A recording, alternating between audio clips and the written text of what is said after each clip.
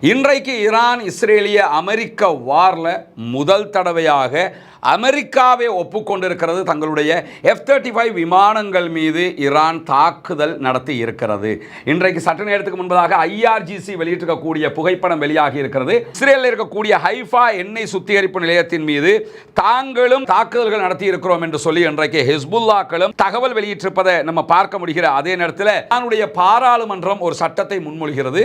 அது என்ன சட்டம் என்று கேட்டால், இனிமேல் ஹொர்முஸ் நீர்நிலை வழியாக போகிற எந்த கப்பல்களாக இருந்தாலும் டோல்கேட் உருவாக்கப்பட்டு டோல்கேட்ல அவங்க பணம் செலுத்திக்கிட்டு போகணும்.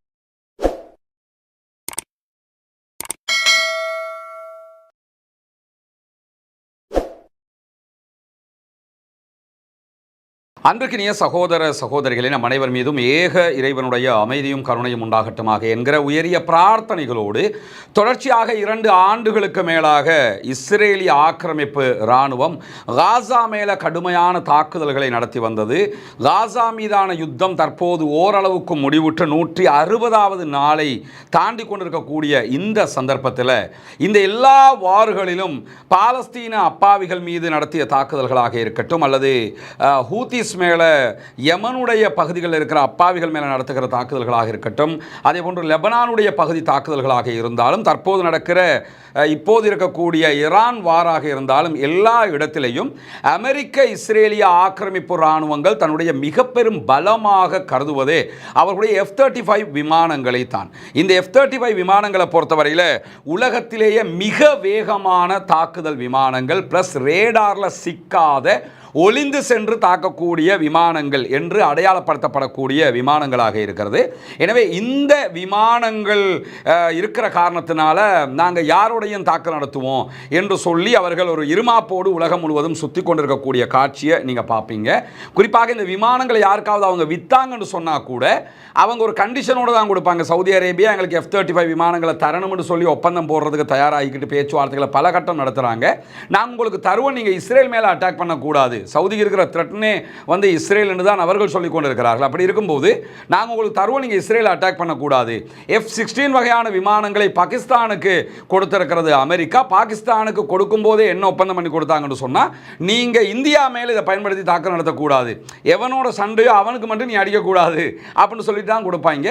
அந்த அளவுக்கு இந்த விமானம்னாலே ரொம்ப முக்கியமானது என்று சொல்லி உலகம் முழுவதும் பேசப்பட்ட நிலையில் இன்றைக்கு ஈரான் இஸ்ரேலிய அமெரிக்க வாரில் முதல் தடவையாக அமெரிக்காவை ஒப்புக்கொண்டிருக்கிறது. தங்களுடைய F-35 விமானங்கள் மீது ஈரான் தாக்குதல் நடத்தி இருக்கிறது. இன்றைக்கு சற்று நேரத்துக்கு முன்பதாக IRGC வெளியிட்டிருக்கக்கூடிய புகைப்படம் வெளியாகி இருக்கிறது. IRGC F-35 அமெரிக்காவினுடைய ஒளிந்து சென்று தாக்கக்கூடிய உலகத்தின் நம்பர் 1 தாக்குதல் விமானத்தின் மீது இன்றைக்கு உச்சகட்ட பதிலடி தாக்குதல்களை கொடுத்திருக்கிறது. இந்த தாக்குதல்கள் காரணமாக அமெரிக்காவுடைய F-35 விமானங்கள் உடனடியாக மத்திய கிழக்கில் இருக்கக்கூடிய ஒரு குறிப்பிட்ட தளத்தில் இறங்கி தரையிறக்கப்பட்டிருக்கிறது என்கிற செய்திகள் வெளியாகி இருக்கிறது. அது எந்த தளத்தில் என்கிற செய்தி வெளிப்படையாக வரல. குறிப்பாக அமெரிக்காவுடைய சண்டகா மத்திய கட்டளை பிரிவுடைய செய்தி தொடர்பாளர் கேப்டன் டிம் ஹாக்கின்ஸ் வெளியிட்டிருக்கக்கூடிய அறிவிப்பில் இந்த விமானம் ஒரு குறிப்பிட்ட தளத்தில் நாங்கள் தரையிறக்கி இருக்கிறோம் என்கிறார். ஆனால் IRGC-னுடைய தகவல் பிரகாரம் இந்த விமானத்தை எங்கேயுமே அவங்க தரையிறக்கி இருக்க வாய்ப்பில்லை, அதை நாங்கள் அழிச்சிட்டோம் என்றே சொல்லி இருக்கிறாங்க. ஆனால் அமெரிக்கா வந்து எங்களுக்கு அட்டாக் பண்ணினாங்க, நாங்கள் மெதுவாக தரையிறக்கிட்டோம் அப்படின்னு சொல்லியிருக்கிறாங்க. எங்கள் மேலே நாங்கள் கீழே விழுந்துட்டோம்னா, ஆனால் மீசியை பாருங்கள் மண் ஓட்டலைங்கிற விதமாக அவர்களுடைய அறிக்கை இன்றைக்கு வெளியாகி இருக்கிறது. CNN ஊடகத்துக்கு கருத்து தெரிவித்திருக்கக்கூடிய அமெரிக்காவினுடைய அதிகாரிகள் சொல்லும்போது, ஈரான் மீது யுத்த நடவடிக்கையில் ஈடுபட்டிருந்த ஒரு விமானம் அவசரமாக தரையிறங்க வேண்டிய தேவை ஏற்பட்டது, அதில் சின்ன பிரச்சனை ஆயிடுச்சு அப்படின்னாங்க. பிறகுதான் உடனடியாக IRGC அட்டாக் பண்ணினாங்க என்கிற செய்திகள் வெளியானது. IRGC-யும் அதை ஒப்புக்கொண்டு தற்போது இந்த புகைப்படங்களை வெளியிட்டிருக்காங்க. துல்லியமான ஒரு தாக்குதல் மூலமாக F-35 விமானங்களையே அடித்திருக்கிறது ஈரான் என்பது இந்த போரில் ஈரானுடைய கை எவ்வளவு தூரம் உயர்ந்திருக்கிறது என்பதை நம்ம புரிந்து கொள்வதற்கான அடிப்படை. ஈரானில் பல தலைகளை அமெரிக்கா போடலாம், அது நத்திங், அதை விட்டுருங்க. அது ஒரு யுத்தம்னா கொல்லப்படத்தான் செய்வாங்க, ஈரானே அதான் சொல்கிறாங்க. ஆனால் ஈரானுடைய ஆயுதத்தினுடைய தன்மைகள், F-35 விமானங்களை சுட்டு வீழ்த்துகிற ஆயுதங்கள் யார்கிட்டையுமே இல்லை உலகத்தில் என்று இருந்த நிலையில் தற்போது ஈரான் அதை அதை சுட்டு வீழ்த்தி இருக்கிறது. இல்லை இன்னொன்று கவனிக்கணும் என்னன்னா, ஈரானுக்கு ரஷ்யா ஏதாவது கொடுத்துருப்பான், ஈரானுக்கு சீனா ஏதாவது கொடுத்துருப்பான் என்கிற வாதங்கள் எல்லாம் ஓரமாக வச்சிருக்கிற இந்த விவகாரத்தில் ஐஆர்ஜிசி வெளியிட்டிருக்கக்கூடிய அறிவிப்பில் எங்களுடைய வான் தடுப்பு ஏவுகணைகள் மூலமாகத்தான் சுட்டு வீழ்த்தி இருக்கிறோம் என்று சொல்லியிருக்கிறார்கள். இது ஈரானுடைய ஃப்ரெஷ்ஷான ஆயுதம். ஆனால் எந்த ஆயுதம்ங்கிறத அவங்க சொல்லலை. எந்த ஆயுதத்தை கொண்டு இது தாக்கப்பட்டது என்கிற தகவல்கள் வெளிவரவில்லை. எனவே இது இந்த யுத்தத்தினுடைய மாபெரும் திருப்பமாக மாறி இருக்கிறது. மேலதிக பல பிரச்சனைகள் இதனால் உண்டாகுவதற்கான வாய்ப்பு இருக்கு. ஏன்னா ஈரான் இவ்வளவு பலத்தோடு இருக்கும்னு யாருமே எதிர்பார்க்காத வகையில் இந்த தாக்குதல் நடத்தப்பட்டிருக்கிறது. இந்த நிலையில தான் தேவைப்பட்ட ஈரான் மேலே நாங்களே தாக்குதல் நடத்துவோம் என்று சவுதி அரேபியா அறிவித்திருந்த செய்திகளை நம்ம கடந்த வீடியோவில் இன்றைக்கி போட்டு எக்ஸ்ட்ரா வீடியோவில் சொல்லியிருந்தோம். எதுக்கு? நம்மளால் முடியலைன்னா சும்மா இருந்துட வேண்டியதானே. அமெரிக்காக்காரனையே ஓட விட்டு கிடக்கிறான், F-35க்கே வச்சு வாங்கிக்கிட்டு இருக்கிறான்னு சொன்னால் மற்ற ஆயுதங்களுக்கு அவன் என்ன செய்வாங்கிறது நமக்கு தெரியாமலா? என்னன்னா அமெரிக்காவுடைய தளங்களுக்கு அடிக்கிறான்னா நீங்கள் பொத்திக்கிட்டு இருந்துட வேண்டியது. அவன் அடிக்கிறதுலாம் அமெரிக்காவுடைய தளங்களுக்கு. இன்றைக்கு ஹெக்ஸத் பேசி கொண்டிருக்கிறார். அமெரிக்காவுடைய பென்டகன் செய்தி தொடர்பாளர் சொல்லும்போது என்ன சொல்கிறாருன்னா, நாங்கள் ஈரானோட நாங்கள் யுத்தம் பண்ணுறோம், எங்களோட ஈரானை யுத்தம் பண்ண சொல்லுங்கள், ஏன் அரபு நாடுகளுடைய தளங்களுக்கெல்லாம் அடிக்கணும்? அரபு நாட்டுடைய தளங்களுக்கு எங்கேயுமே அவன் அடிக்கலை. அரபு நாட்டில் அமெரிக்கா வைத்திருக்கிற தளங்களுக்கு அடிக்கிறான். உதய் போர்ட் அமெரிக்கானது. குவைத்தில் இருக்கிற 5வது கட்டளை தலைமையகம் அமெரிக்கா வருது.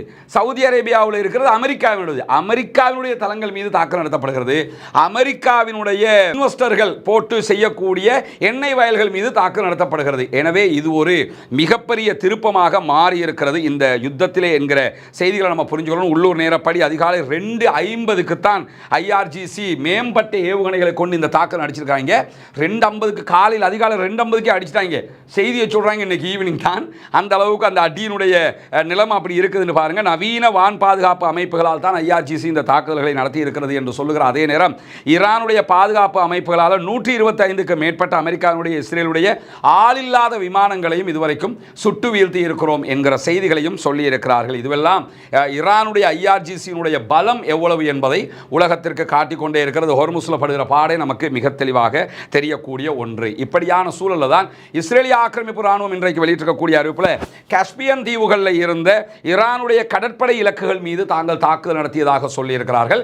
காஸ்பியன் தீவு பகுதிகளில் ஈரான் தன்னுடைய கடற்படையை டெவலப் பண்ணி கொண்டு வர்றாங்க. அங்கே கடற்படையினுடைய கப்பல்களை ரெப்பேர் பண்ணுறது, அதற்கு தேவையான ஐட்டங்களை வச்சிருக்கிறதெல்லாம் வச்சிருப்பாங்க. அந்த இடத்துக்கு தாக்குதல் நடத்தியதாக சொல்லியிருக்கிறார். ஈரானுடைய வான் பாதுகாப்பு அமைப்புகள், நீர்மூழ்கி கப்பல் எதிர்ப்பு ஆயுதங்கள், ரோந்து படகுகளை ஏற்றிச் செல்கிற கப்பல்கள் பலதை நாங்கள் தாக்கியிருக்கிறோங்கிறாங்க. இதற்கு எந்த ஆதாரங்களையும் இதுவரைக்கும் இஸ்ரேல் கொடுக்கல. அதே நேரத்தில் ஈரானும் ஆமா தாக்கப்பட்டிருக்கு எங்கேயுமே சொல்லல. ஆனால் இஸ்ரேல் செய்தியாக இதை சொல்லி இருக்கிறார்கள் என்கிற செய்திகளுக்கு மத்தியில் இஸ்ரேலுடைய தேசிய பாதுகாப்பு அமைச்சக கட்டிடத்தையே இன்றைக்கு இலக்கு வைத்து அழித்திருக்கிறது ஈரான் என்கிற செய்திகள் வெளியாகி இருக்கிறது. ஈரான் தொடர்ந்து இந்த கிளஸ்டர் வகையான குண்டுகளை போட்டுக்கிட்டு இருக்கிறாங்க.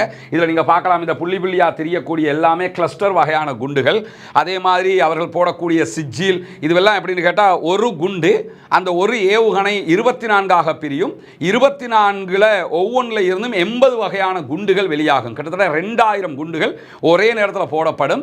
அது போடுகிற நேரம் 10 கிலோமீட்டர் சரௌண்டிங் அது கவர் பண்ணும் ஒரு குண்டு என்கிற அளவுக்கு அவர்களுடைய தொழில்நுட்பம் இருக்கிறது என்கிற செய்திகள் வெளியாகி இருக்கக்கூடிய சூழலில் தான் இன்றைக்கு இஸ்ரேலிய தேசிய பாதுகாப்பு அமைச்சக கட்டிடம் பென்கிவிருடைய கட்டிடத்தை நோக்கி தாக்குதல்கள் நடத்தப்பட்டிருக்கிறது என்கிற அறிக்கைகள் வெளியாகி இருக்கிறது. அதேபோன்று அமெரிக்க கடற்படையினுடைய 5ஆம் படைப்பிரிவை நோக்கியும் இன்றைக்கு ஏவுகணை தாக்குதல்கள் கடல்ல நடத்தப்பட்டிருக்கிறது. அமெரிக்காவுடைய கப்பல்களை நோக்கி தாக்குதல்கள் நடத்தப்பட்டிருக்கிறது என்கிற செய்திகளுக்கு மேலதிகமாக ஈரான் வெளியிட்டிருக்கக்கூடிய செய்திகளில் 64வது அலை தாக்குதல்கள் நடத்தப்பட்டிருக்கிறது. இதிலே பதிலடி தாக்குதல்களில் பென்குரியன் விமான நிலையம், இஸ்ரேலுடைய மிக பிரம்மாண்டமான விமான நிலையம் பென்குரியன் விமான நிலையம், அந்த விமான நிலையத்தின் மீது தாக்குதல் நடத்தி இருக்கிறார்கள். ஹைஃபா போர்ட் மேலே அவங்க நடத்தி இருக்கக்கூடிய தாக்குதல்கள் மிகப்பெரிய அழிவை உண்டாக்கி இருக்கிறது. அமெரிக்காவுடைய 5வது கடற்படை தளம் குறிவைக்கப்பட்டிருக்கிறது.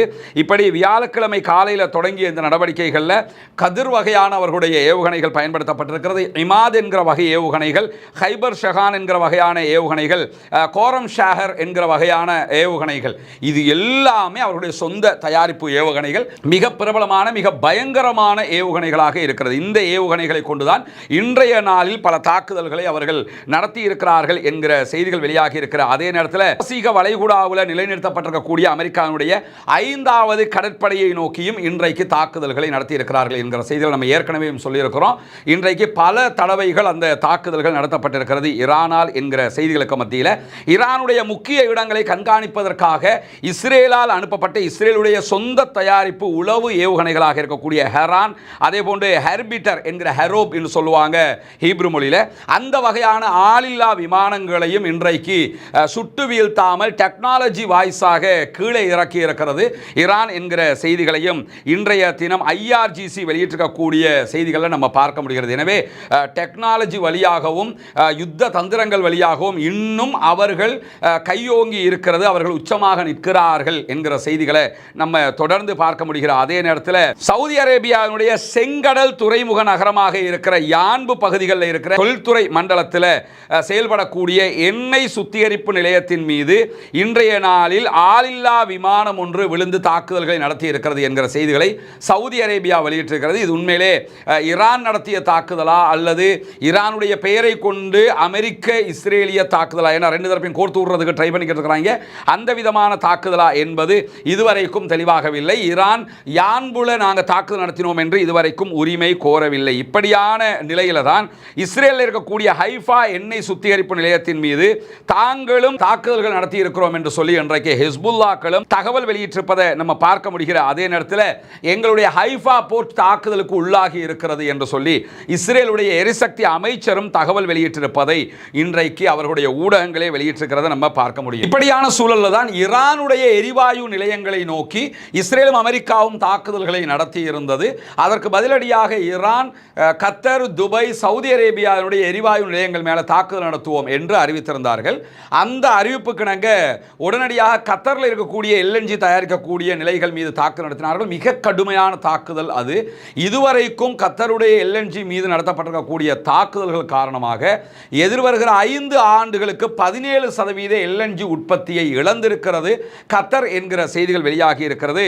5 ஆண்டுகளுக்கு வருகிற வருமானத்தில் 17% LNG உற்பத்தி அவர்களால் பண்ண முடியாது, பிசினஸ் பண்ண முடியாது, அந்த அளவுக்கான இழப்பு. குறிப்பாக இத்தாலி, பெல்ஜியம், தென்கொரியா, சீனாவுக்கு இந்த LNGகள் அனுப்பப்படுகிறது, இந்த கேஸ் அனுப்பப்படுகிற நிலையில தான் இந்த அறிவிப்பு இன்றைக்கு வெளியிடப்பட்டிருக்கிற அதே நேரத்தில் இந்த அறிவிப்பை தொடர்ந்து கத்தர் சொல்லியிருக்கக்கூடிய இன்னும் ஒரு செய்தி என்னன்னா, எதிர்வருகிற நாட்களில் இந்த நாடுகளுக்கான எங்களுடைய ஏற்றுமதியை நாங்கள் குறைக்க இருக்கிறோம் அல்லது நிறுத்த இருக்கிறோம், ஏன்னா எங்களால் அனுப்ப முடியாது, அந்த அளவுக்கு உண்டான பாதிப்பு ஏற்பட்டிருக்கிறது. நேற்று நடத்தப்பட்ட இந்த தாக்குதல்களில் 26 பில்லியன் அமெரிக்க டாலர்கள் வரைக்கும் கத்தருக்கு நஷ்டம் ஏற்பட்டிருக்கிறது என்கிற செய்திகள் வெளியாகி இருக்கிற அதே நேரம் ஈரானுடைய ஃபாரின் மினிஸ்டர் அப்பாஸ் அராக்சி வெளியிட்டிருக்கக்கூடிய அறிவிப்பில் என்ன சொல்றாருன்னு கேட்டால், இந்த தாக்குதல்கள் எல்லாம் ஈரானுடைய பலத்தில் ஒரு பகுதி மட்டும்தான். எங்களுடைய நிலைகள் மேலே தாக்குதல் நடத்தினா அமெரிக்காவினுடைய நிலைகள் மேலே நாங்கள் தாக்குதல் நடத்திக்கிட்டே இருப்போம். அது எந்த நாட்டுக்குள்ளே இருந்தாலும் பிரச்சனை இல்லை, அமெரிக்காக்காரன் செய்கிறதா இருந்தால் நாங்கள் அட்டாக் பண்ணுவோம். அது நாங்கள் நடத்தியிருக்கக்கூடிய தாக்குதல் தான் உச்சகட்ட தாக்குதல் நினச்சிடாதீங்க, ஒரு சின்ன பகுதி மட்டும்தான் நாங்கள் இப்போ நடத்தியிருக்கிறோம் என்று சொல்லி சற்று நேரத்துக்கு முன்பதாக ஈரானுடைய ஃபாரின் மினிஸ்டர் அப்பாஸ் அராக்சி வெளியிட்டிருக்கக்கூடிய அறிவிப்பிலும் சொல்லப்பட்டிருக்கிற அதே நேரத்தில் இதுவரைக்கும் அமெரிக்காவினுடைய இஸ்ரேலுடைய உளவாளிகள் யுத்தம் ஆரம்பிக்கப்பட்டதிலிருந்து 178 பேரை கைது செய்திருக்கிறது ஈரான் என்கிற செய்திகளோடு நேற்றைய தினம் 4 பேர், இன்றைக்கு 3 பேரை தூக்கில் போட்டிருக்கிறாங்க, மரண தண்டனை விதித்திருக்கிறார்கள் இந்த யுத்தத்துக்கு மத்தியிலும் ஈரானில் என்கிற செய்திகளும் வெளியாகி இருக்கு. இதை தொடர்ந்து இன்றைக்கு ஈரானுடைய பாராளுமன்றம் ஒரு சட்டத்தை முன்மொழிகிறது. அது என்ன சட்டம் என்று கேட்டால், இனிமேல் ஹொர்முஸ் நீர்நிலை வழியாக போகிற எந்த கப்பல்களாக இருந்தாலும் டோல்கேட் உருவாக்கப்பட்டு டோல்கேட்டில் அவங்க பணம் செலுத்திக்கிட்டு போகணும். அதாவது இப்போ நம்ம லேண்ட் ரூட்டில் போனோம்னா டோல்கேட் வச்சுருப்பானா இல்லையா, அந்த டோல்கேட்டில் காசு கட்டு தானே ஹைவேல எல்லாம் போய்கிட்டு இருக்கிறோம். அது மாதிரி என்ன பண்ணணும்னு கேட்டால், ஹொர்முஸை தாண்டவங்க ஈரானுக்கு கப்பம் கட்டணும், காசு கட்டணும், கட்டிட்டு தான் போகணும் என்கிற ஒரு சட்டத்தை கொண்டு வர இருப்பதான ஒரு முன்மொழிவை ஈரானுடைய பாராளுமன்றம் இன்றைக்கு கொண்டு வந்திருக்கிறது என்கிற செய்திகளும் வெளியாகி இருக்கிறது. இப்படி தொடர்ந்தும் ஈரானுடைய கை ஓங்கிக் கொண்டே இருப்பதை பார்க்க முடியும். மிக வேகமான அமெரிக்காவினுடைய உலகின் நம்பர் 1 இராணுவ பலமாக கருதப்பட்ட F-35 F-35 விமானங்கள் மேலேயே இன்னைக்கு கை வச்சிருக்கிறான், அடித்து தூக்கி இருக்கிறான்ங்கிறதெல்லாம் இந்த யுத்தத்தில் ஈரான் எவ்வளவு வலிமையாகவும் பலமாகவும் இருக்கிறது என்பதை துல்லியமாக காட்டக்கூடிய விவகாரங்களாக மாறி இருக்கிறது. பொறுத்திருந்து பார்ப்போம் என்னவெல்லாம் நடக்கிறது என்பதை. ஆக்கிரமிப்புகள் நிறுத்தப்பட வேண்டும், ஈரான் மீதான அப்பாவிகள் மீதான தாக்குதல்கள் நிறுத்தப்பட வேண்டும், மத்திய கிழக்கிலே அமைதி திரும்ப வேண்டும் என்கிற பிரார்த்தனைகளோடு தொடர்ந்தும் ஜனநாயக ரீதியாக குரல் எழுப்புவோமாக என்கிற கோரிக்கையை விடுத்தவனாக இலங்கையிலே இன்றைய நாளில் பிறை தென்படவில்லை என்கிற செய்திகள் வெளியாகி இருப்பதை நீங்க அறிவிங்க. இன்ஷா அல்லாஹ் சனிக்கிழமை இலங்கையிலே ஈதுல் ஃபித்ர் பெருநாள் தொழுகை நடைபெறும் என்கிற செய்திகளை உங்களுக்கு தெரிவித்துக் கொள்கிறார். அதே நேரம் கொழும்பு 2 ஸ்லேவ் ஐலண்ட் கம்பெனி தெரு பகுதியில் இருக்கக்கூடிய மெலே கிரிக்கெட் கிரவுண்டில் நம்ம பெருநாள் திடல் தொழுகை ஏற்பாடு செய்திருக்கிறோம். அனைத்து சகோதரர்களும் பெருநாள் திடல் தொழுகைக்காக வரக்கூடியவர்கள் 7 மணிக்கு முன்பதாக வந்து பங்கெடுத்துக் கொள்ளுங்கள். 7 மணிக்கு தொழுகை ஆரம்பிக்க இருக்கிறோம் இன்ஷா அல்லாஹ். தாராளமாக அந்த பகுதியில் முழுவதும் நீங்க பார்க்கிங் வசதிகள் இருக்கிறது, பார்க் பண்ண முடியும். சனிக்கிழமைங்கிறதுனால பார்க்கிங் பிரச்சனை கூட இருக்காது. எனவே சரியாக 7 மணிக்கு தொழுகை நடத்தப்பட இருக்கிறது மெலே கிரிக்கெட் கிளப்ல இன்ஷா அல்லாஹ். அதிலே நான் உரையாற்ற இருக்கிறேன். கலந்து கொள்ளுகிற சகோதரர்கள் குறித்த நேரத்திற்கே அங்கு பங்கெடுக்குமாறு அன்பாக கேட்டுக்கொள்கிறோம். அல்ஹம்துலில்லாஹி ரப்பில் ஆலமீன்.